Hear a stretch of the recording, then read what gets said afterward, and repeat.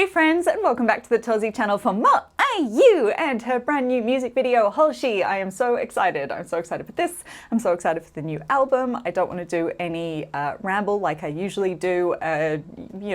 Jump into the description. There's a link to Patreon there. You can come join us for more IU again, more IU dramas and all the rest of it.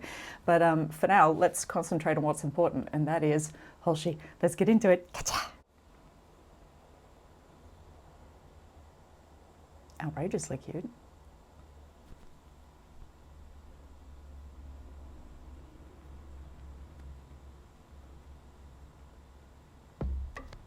Oh, yes. That's delightful.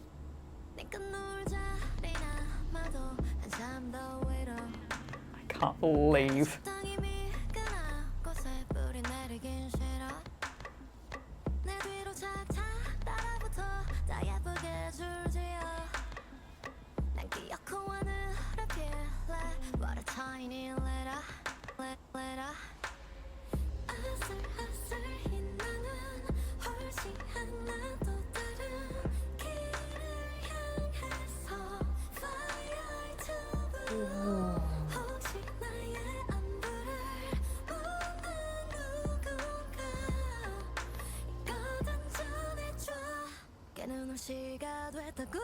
Ooh.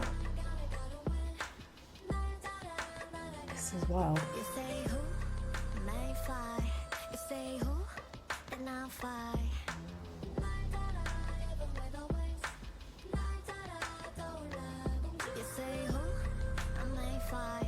Can't believe she's collabed with Tweety.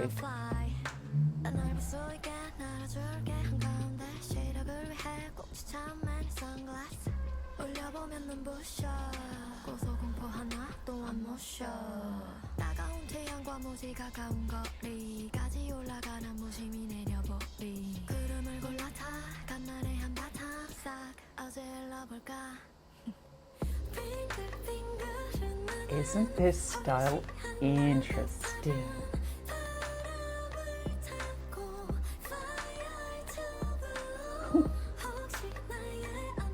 Little reference to Sylvester over there, love it.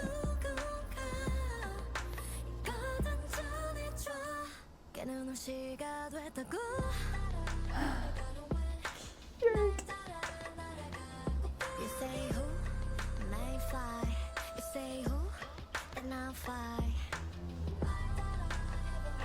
For somebody who considers themselves uncoordinated, she nails it.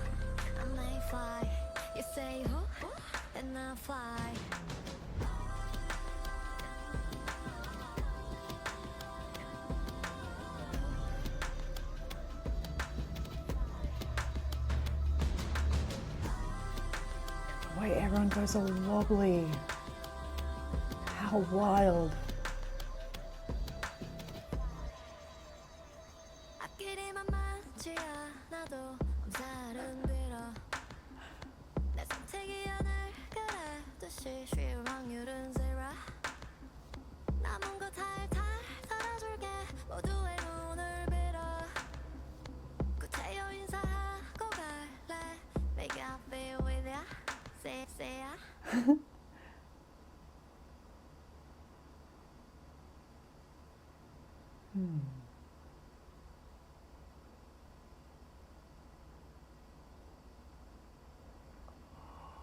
Wasn't that interesting?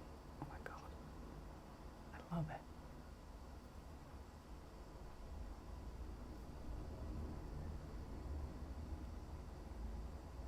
Huh.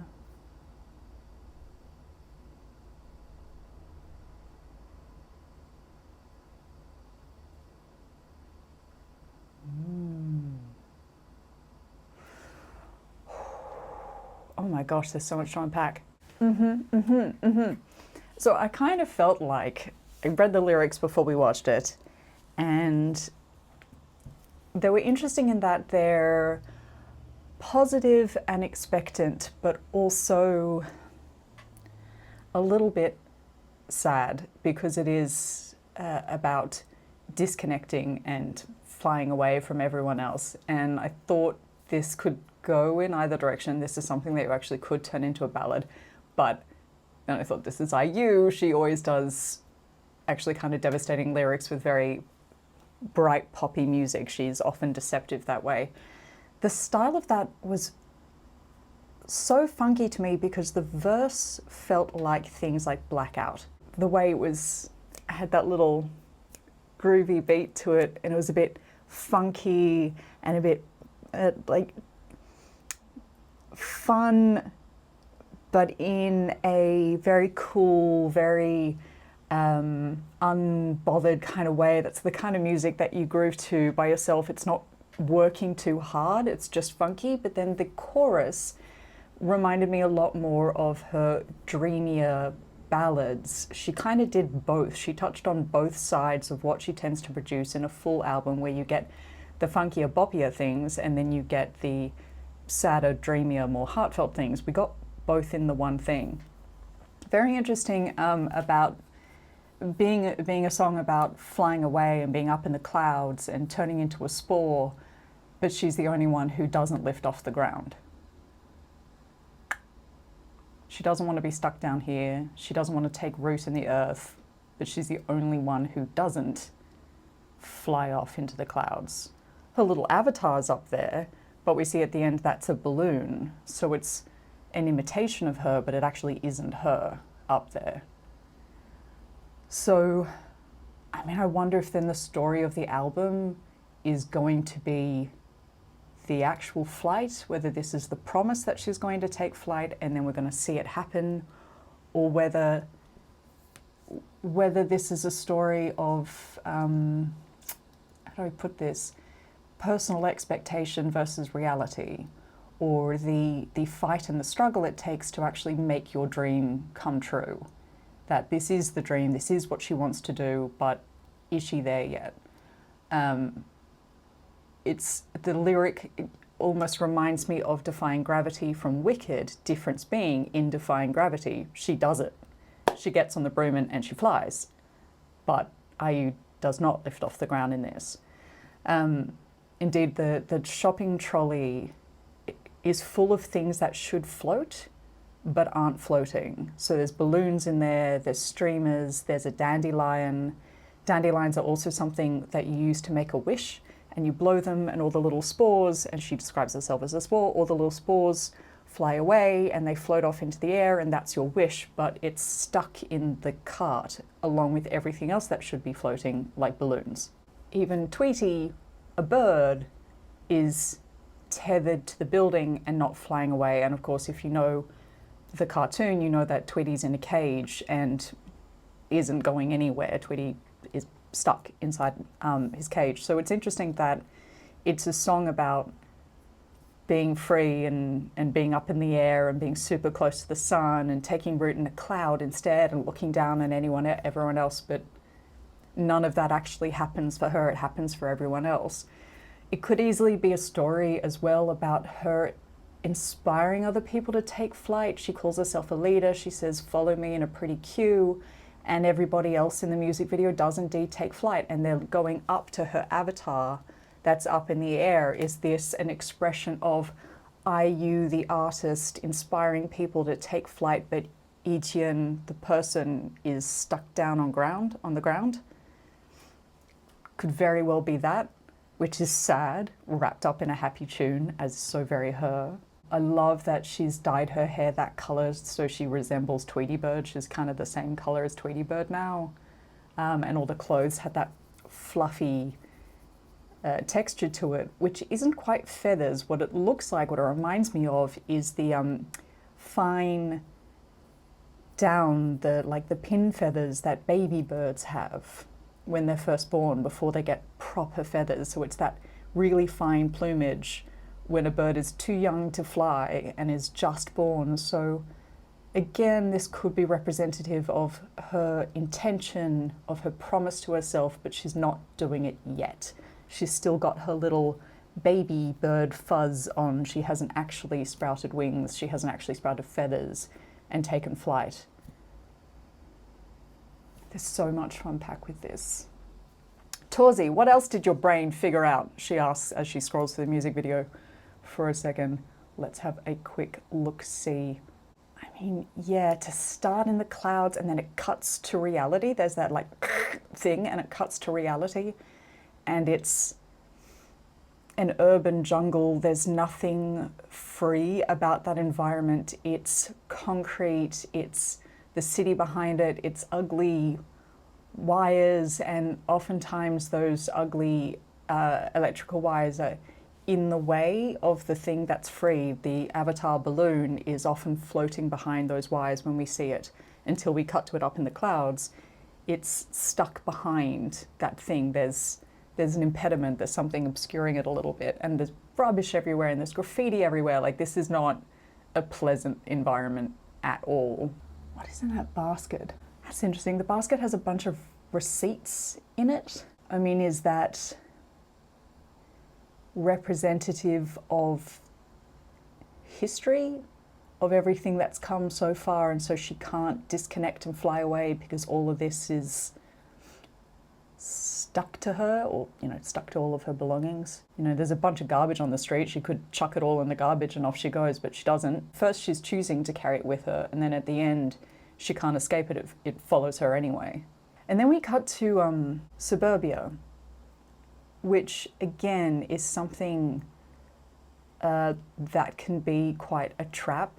There's been all sorts of urban planning studies looking at suburbia, and particularly built suburbs like cul-de-sac suburbs, and they've discovered that they're isolating communities, that people have to use their cars more than if they lived in more open plan works, because they have to drive out of these built suburbs in order to get anywhere. They're their own kind of jungle, but a very locked in one. It's a kind of a cage. I don't know about anyone else, but suburbia for me is an absolute nightmare. When I was looking for a house, we ended up going into the suburbs and I had a panic attack when I got in there because there was nowhere to go.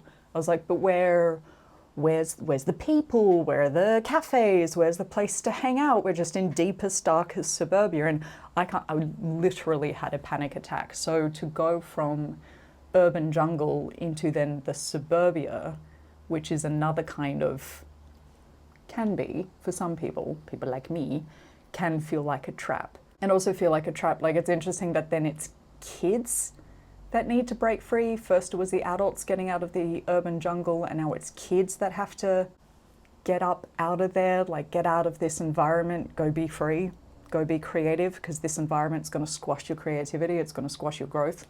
Fly, kids. It's interesting as well that the kids are like part of the environment. They pop out of the couch, they pop out of grass, they pop out of the car, like they've been sucked into the environment and they've got to get freed from it.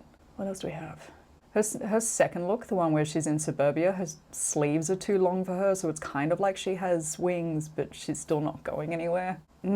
That's it. Okay, cool. I've flipped through it again, I've had a look. And I'm sure there's a million Easter eggs that I've missed because I'm going through this quickly, but my first impression of this, I think what this could be, or what I'm sensing, is rather than an actual expression that this is what she's done, it's an expression of what she intends to do. This is her new chapter.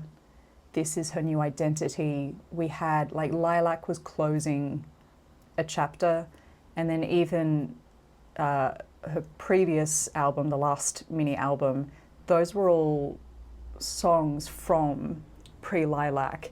It's still that era, that time, that was then closed out with the Golden Hour concert, and we've got a new period coming. We've got the Her concert coming, we've got this album, we're starting the next chapter, her in her 30s, what that's going to bring. And I think we're talking about IU's intention to have a metamorphosis, to go higher, try new things. Bit of a declaration that we're moving on. But it's really interesting to me that she actually doesn't in the music video. Her avatar does, but she doesn't. And now I'm very curious of what the rest of the songs are going to fill in with that story. I love her. I love her. I get so challenged and so interested in her music videos that are so delightful. The music's delightful, the lyrics are delightful, and it would be so simple to just be delighted by them, but we're not going to do that, are we? Because we're UNers. Therefore, we're going to tear apart every last frame and figure it out. Swifties have nothing on UNers. Okay, maybe we're about the same. Let me know what you think of that. What did you see? What Easter eggs, what symbols did I miss? Because we're doing a first watch here. What are you picking up that she's put down for us? Also, how do you feel about the blonde? I think it's cute as anything. I think she can pull off whatever, so yeah, it's fine. But I love it, dressing like Tweety Bird. And also, I cannot believe that we have a collab with WB. That's amazing. Has anyone else pulled that off? Is this a like K-pop first? Is she just, you know, a god? Maybe. I'm very jealous of everyone who gets to go to the Her concert and gets all of the Tweety Bird merch that's going to be there. Amazing. Amazing. Okay, well, I'm very much looking forward to the album. Please come join me for all of that, everything that follows, as well as whatever we do over on Patreon. Like I said, join us anytime. Everything that we've ever watched on Patreon is still there, so you can catch up on anything whenever. You're always welcome. Gotta love the UNA community. I'm like frazzled. My brain's going really fast. I'm not sure whether I'm keeping up with my own thoughts, but please join the conversation, jump in the comments, let me know what you think. And thank you so much for joining me for more IU. 감사합니다. 사랑해요. And I will see you soon for more. 안녕.